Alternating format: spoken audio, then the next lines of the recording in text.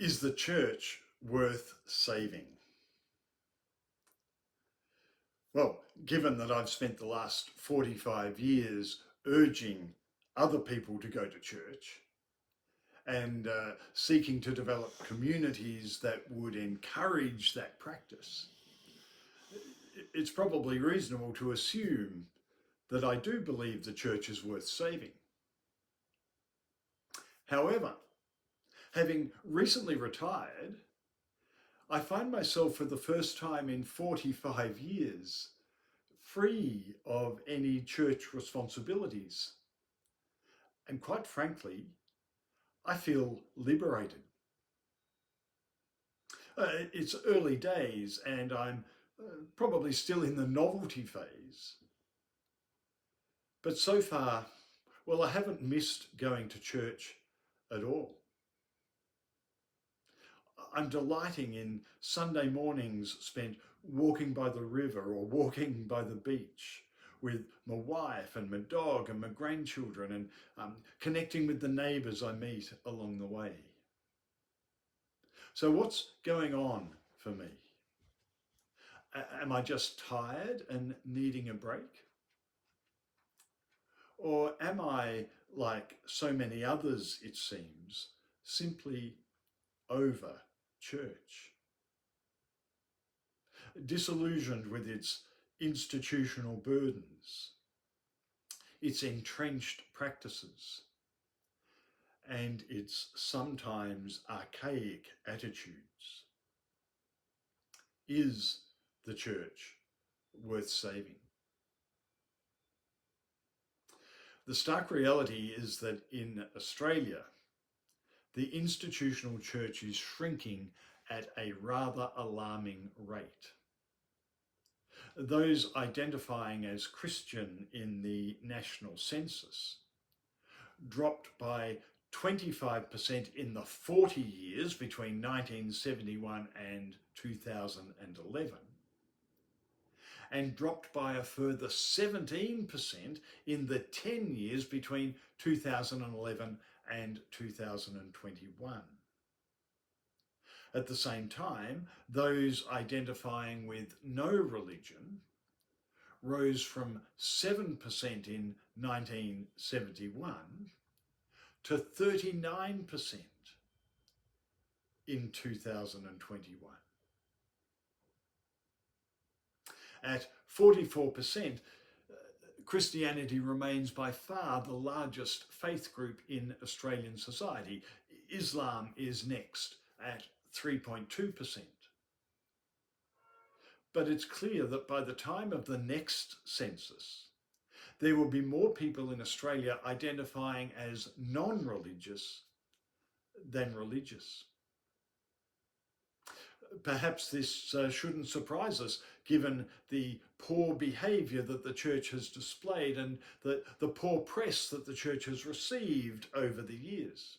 From the very earliest days of the church's complicity with government in the penal settlements of colonial Australia, through the era of dispossession and stolen generations of Australia's First Peoples, through the obscene accumulation of wealth and power, often at the expense of the poor and powerless.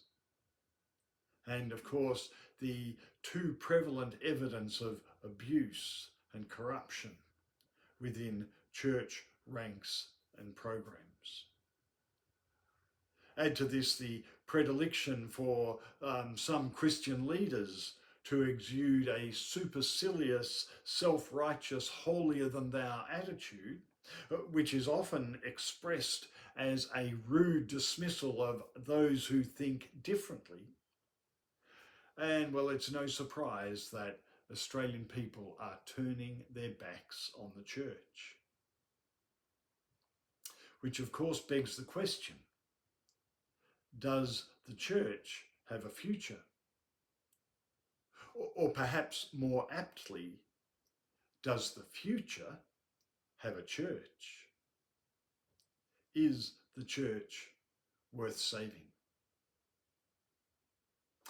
Would it be heretical for me to suggest that Jesus would answer that question with a resounding no? When I read the story of Jesus, I notice his ongoing struggle with the institutional church of his day. In particular, with the religious leaders' abuse of power, their lack of compassion, their rigid legalism. Is it not likely that Jesus would be equally disillusioned with and critical of the institutional church of today, in which the same or similar abuses are so entrenched? Would Jesus want to save a church like that? But all is not lost, for there is something to salvage. What is worth saving are the values and qualities that Jesus taught and demonstrated. Life-giving values like compassion, generosity, grace, harmony, humility, reconciliation, the practice of love. These are the values and qualities that Jesus championed, and they are definitely worth saving and cultivating. Ideally, these are the values for which the church ought to be known and respected. But they are too often eclipsed by the narrow-minded, self-interested and legalistic attitudes of hierarchical church structures. I suggest what is worth saving is not the institutional big C church, but the small c church, the ecclesia, those local communities of grace, compassion, and hope, who seek to follow the teaching of Jesus and live out the values of Jesus in their corporate and personal life.